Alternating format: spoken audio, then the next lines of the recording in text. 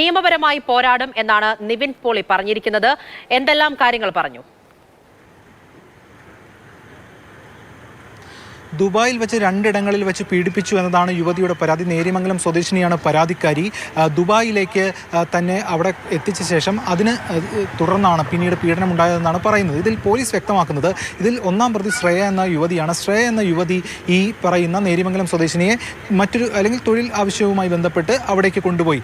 അവിടെ വാഗ്ദാനം ചെയ്ത തൊഴിൽ കിട്ടിയില്ല. അവിടെ യൂറോപ്യൻ രാജ്യത്തേക്കാണ് പോകേണ്ടിയിരുന്നത്. തുടർന്ന് അത് നടക്കാതെ വന്നതോടുകൂടി സിനിമയിൽ അഭിനയിപ്പിക്കാം എന്ന കാര്യം പറഞ്ഞ് ഇവരെ പരിചയപ്പെടുത്തിയെന്നാണ് പറയുന്നത്. അതിനുശേഷമാണ് ഈ പീഡനം നടന്നതെന്ന് പറയുന്നു. ഈ കേസിൽ ഒന്നാം പ്രതി ശ്രേയയാണ്, രണ്ടാം പ്രതി നിർമ്മാതാവ് സുനിൽ, ആറാം പ്രതിയാണ് ഈ പറയുന്ന നിവിൻ പോളി, 3, 4, 5 പ്രതികൾ കുട്ടൻ, ബഷീർ, ബിനു, ഈ 3 പേരാണ് പ്രതികൾ. അതേസമയം ഈ യുവതി തന്നെ മറ്റൊരു പരാതി ആദ്യഘട്ടത്തിൽ പോലീസ് നൽകിയിരുന്നു. അതിൽ മർദ്ദന പരാതിയാണ്. അതായത് ഈ സംഘം മർദ്ദിച്ചു എന്നതാണ് പറഞ്ഞിരുന്നത്.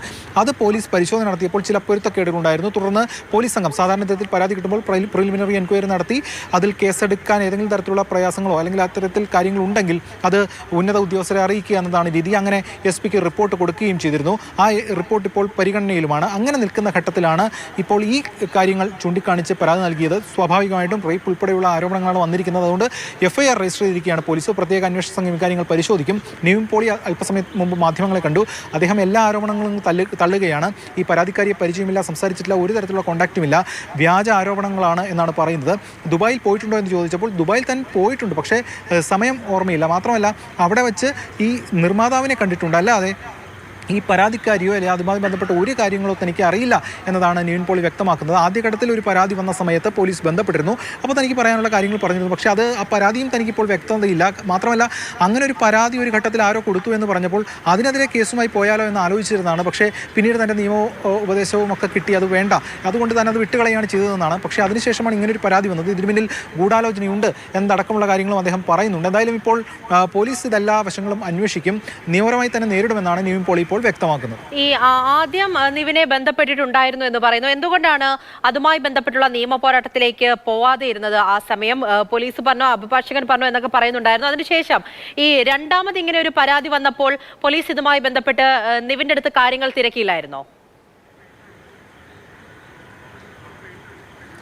രണ്ടാമത് ഇപ്പോഴാണ് പരാതി വന്നത്. അതിൻ്റെ അടിസ്ഥാനത്തിലാണ് FIR രജിസ്റ്റർ ചെയ്തിരിക്കുന്നത്. ഇപ്പോൾ ഈ ഘട്ടത്തിലാണ് പരാതി വന്നത്. ആദ്യം വന്ന പരാതിയിൽ പോലീസ് ബന്ധപ്പെട്ടിട്ടുണ്ടായിരുന്നു. ഇങ്ങനെ ചില പരാതികൾ കിട്ടിയിട്ടുണ്ടായെന്ന് സംബന്ധിച്ച് അതിൻ്റെ വിശദാംശങ്ങൾ കൃത്യമായി വിശദീകരിക്കാൻ നിവിൻ പോളിയും തയ്യാറായതുമില്ല.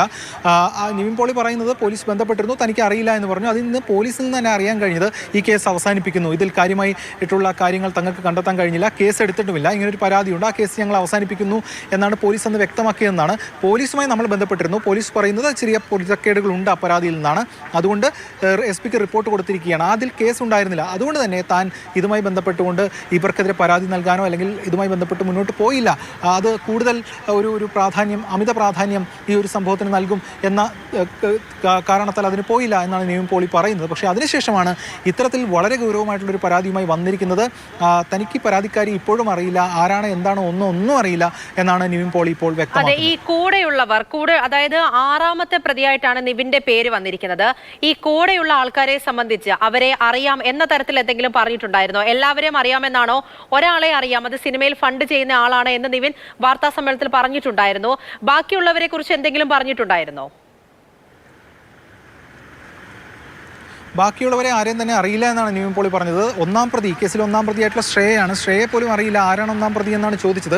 ആകെ അറിയാവുന്നത് ഈ കേസിലെ രണ്ടാം പ്രതിയായിട്ടുള്ള സുനിലിനെയാണ്. സുനിലുമായി തനിക്ക് സാമ്പത്തിക ഇടപാടുകൾ അല്ലെങ്കിൽ അത്തരം ചില കാര്യങ്ങളുണ്ട്. സിനിമയ്ക്ക് ഫണ്ട് റേസ് ചെയ്യുന്നതും അതുമായി ബന്ധപ്പെട്ട കാര്യങ്ങളൊക്കെ ഉണ്ട്. ഈ സുനിലിനെ താൻ ദുബായിൽ വെച്ച് കാണുകയും ഒക്കെ ചെയ്തിരുന്നു. പക്ഷേ അത് ഏത് സമയത്താണെന്ന് ഓർമ്മയില്ല. അതല്ലാതെ ഇത് സംബന്ധിച്ച ഈ ലൈംഗിക പീഡന പരാതി സംബന്ധിച്ച ഒരു കാര്യങ്ങളും തനിക്ക് ഒരു അറിവുമില്ല എന്നതാണ് പറയുന്നത്. മാത്രമല്ല ഈ കേസിലെ കൂട്ടുപ്രതികളെ അതിൽ ഒരാളൊഴിച്ച് മറ്റുള്ളവരെ കുറിച്ച് അറിയില്ല എന്നാണ് ഇപ്പോൾ നിവിൻ പോളി വ്യക്തമാക്കുന്നത്. ഈ പോലീസ് ഇത് എന്താണ് പറയുന്നത് രാഗേൻ? ഇപ്പോൾ ആദ്യത്തെ പരാതിയിൽ നമുക്ക് മുന്നിലുള്ള ഒരു അവ്യക്തത അതാണ്. ആദ്യം മർദ്ദിച്ചു എന്നാണ് പറഞ്ഞത്, അത് അന്വേഷിച്ചു, SP റിപ്പോർട്ട് കൊടുത്തതിൽ ഇതിൽ പൊരുത്തക്കേടുകൾ ഉണ്ട് എന്ന് പോലീസ് പറയുന്നു. രണ്ടാമത്തെ പരാതിയാണല്ലോ ഇത്. അന്ന് പോലീസിന്റെ അന്വേഷണം എങ്ങനെയായിരുന്നു? ഈ റിപ്പോർട്ട് സമഗ്രമായിട്ട് എന്താണ് പറയുന്നത് എന്നറിയാമോ? അതിൽ ആദ്യം പോലീസ് പറയുന്നത് മർദ്ദന പരാതിയാണ് എന്നതാണ്. മർദ്ദന പരാതിയിൽ ഇതിൽ മൊഴിയെടുത്ത ശേഷം നിവിൻ പോളി ഉൾപ്പെടെയുള്ളവരെ വിളിച്ചു ചോദിച്ചിരുന്നു, പക്ഷേ അതേക്കുറിച്ച് അറിയില്ല എന്നാണ് നിവിൻ പോളി പറഞ്ഞത്. അതിൻ്റെ അടിസ്ഥാനത്തിൽ ഇവർ പറയുന്ന കാര്യങ്ങൾ സംബന്ധിച്ചുള്ള സാഹചര്യ തെളിവുകളും മറ്റു കാര്യങ്ങളും പോലീസ് ശേഖരിക്കാൻ തുടങ്ങി. പക്ഷേ ഈ പെറ്റീഷണർക്ക് തന്നെ പല തെളിവുകളും ഹാജരാക്കാൻ കഴിഞ്ഞില്ല. മാത്രമല്ല ഈ പറയുന്ന കാര്യങ്ങളിൽ ചില പൊരുത്തക്കേടുള്ളതായി മനസ്സിലാക്കുന്നു എന്നാണ് പോലീസ് പറയുന്നത്. അതിൻ്റെ അടിസ്ഥാനത്തിൽ ഈ ഒരു മർദ്ദന പരാതിയാണല്ലോ, അപ്പോൾ അത് സംബന്ധിച്ചുള്ള കൃത്യമായിട്ടുള്ള തെളിവ് ശേഖരിക്കാൻ കഴിഞ്ഞിട്ടില്ല, ഹാജരാക്കാൻ പെറ്റീഷണർക്കും കഴിഞ്ഞിട്ടില്ല എന്ന് വ്യക്തമാക്കിക്കൊണ്ട് ഒരു റിപ്പോർട്ട് ഉന്നത പോലീസ് ഉദ്യോഗസ്ഥർക്ക് കൊടുക്കുകയാണ് ചെയ്തതെന്നാണ്. സാധാരണഗതിയിൽ അത്തരത്തിലുള്ള റിപ്പോർട്ട് കിട്ടിക്കഴിഞ്ഞാൽ നിയമോപദേശം സ്വീകരിച്ചുകൊണ്ട് അതിൽ കേസെടുക്കാതിരിക്കാം. അല്ല, ഇനി കേസെടുത്തൊരു കേസാണെങ്കിൽ അല്ലെങ്കിൽ കേസെടുത്ത ഒരു സംഭവമാണെങ്കിൽ ആ സംഭവത്തിൽ പരിശോധിച്ച് ആ FIR പോലീസിന് തന്നെ കോഷ് ചെയ്യാം, അല്ലെങ്കിൽ ഇതിൽ പ്രതികളായിട്ടുള്ളവർക്ക് കോടതിയിൽ പോയി കോഷ് ചെയ്യാം. എന്തായാലും അത്തരം കാര്യങ്ങളിലേക്കൊന്നും തന്നെ ഈ സംഭവം പോയിട്ടില്ല. മാത്രമല്ല, ഒരു പരാതി വന്നപ്പോൾ പരാതിയിൽ പ്രാഥമിക അന്വേഷണം നടത്തി ഇതിൽ ചില പൊരുത്തക്കേടുകളുണ്ട് എന്ന് പോലീസ് പറഞ്ഞു വെക്കുക മാത്രമാണ് ചെയ്തിട്ടുള്ളത്. അതിനുശേഷമാണ് ഇത്തരത്തിൽ ഈ ഹേമ കമ്മിറ്റി റിപ്പോർട്ട് വരുന്നു, അതിന് പിന്നാലെ ഇത്തരത്തിൽ പീഡന പരാതി ഉൾപ്പെടെയുള്ള കാര്യങ്ങൾ വരുന്നു. ഈ ഘട്ടത്തിൽ പോലീസിനെ സംബന്ധിച്ചിടത്തോളം ഒരു സ്ത്രീ ഉന്നയിക്കുന്ന പീഡന പരാതിയാണ്. അതിൽ ഇപ്പോൾ ഒരു പശ്ചാത്തലമുണ്ട്. ഹേമ കമ്മിറ്റി റിപ്പോർട്ട് വന്ന ശേഷം ഒരുപാട് പേർ തുറന്നു പറയുന്ന ഒരു സ്ഥിതിയുമൊക്കെയുണ്ട്. അതിൻ്റെ അടിസ്ഥാനത്തിൽ പോലീസ് FIR ഇട്ട് മുന്നോട്ട് നീങ്ങുകയാണ് ഉണ്ടായിട്ടുള്ളത്. തീർച്ചയായിട്ടും അല്പസമയം മുൻപാണ് നിവിൻ പോളി കാര്യങ്ങളെല്ലാം പറഞ്ഞത്.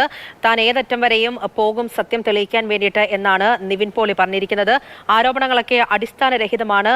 ഈ പരാതി നൽകിയ പെൺകുട്ടിയെ അറിയില്ല, അതോടൊപ്പം തന്നെ വാർത്തകളുമായി ബന്ധപ്പെട്ട് വാർത്തകൾ കേട്ടു, അതുകൊണ്ടാണ് പെട്ടെന്ന് തന്നെ താൻ മാധ്യമങ്ങൾക്ക് മുന്നിലേക്ക് എത്തിയത്. നിയമത്തിന്റെ വഴിയെ പോകും, താൻ ഏതറ്റം വരെയും പോകും, സത്യം തെളിയിക്കും എന്നാണ് പറഞ്ഞിരിക്കുന്നത്. കേസുമായി ബന്ധപ്പെട്ടും പ്രതികരിക്കുന്നുണ്ടായിരുന്നു. ആദ്യം നൽകിയ പരാതിയുമായി ബന്ധപ്പെട്ട് പോലീസ് തന്നെ ബന്ധപ്പെട്ടിട്ടുണ്ടായിരുന്നു, അതുമായി ബന്ധപ്പെട്ടുള്ള കാര്യങ്ങൾ പറയുകയും ചെയ്തു. അതിനുശേഷം ആ കേസുമായി ബന്ധപ്പെട്ടുള്ള കാര്യങ്ങൾ അതിന്റെ വഴിക്ക് പോകും, അല്ലെങ്കിൽ തീർപ്പാകും എന്നുള്ള രീതിയിലൊക്കെയായിരുന്നു കാര്യങ്ങൾ. അതുകൊണ്ടാണ് അതുമായി ബന്ധപ്പെട്ട് മുന്നിലേക്ക് പോകാതിരുന്നത്. പക്ഷേ രണ്ടാമത് ഇങ്ങനെ ഒരു പരാതി വന്ന സാഹചര്യത്തിൽ ബലാത്സംഗ കേസാണ്, വലിയ ആരോപണമാണ്, അതുകൊണ്ട് നിയമവഴിയെ തന്നെ പോകുമെന്നാണ് നിവിൻ പോളി മാധ്യമങ്ങൾക്ക് മുന്നിൽ പറഞ്ഞിരിക്കുന്നത്.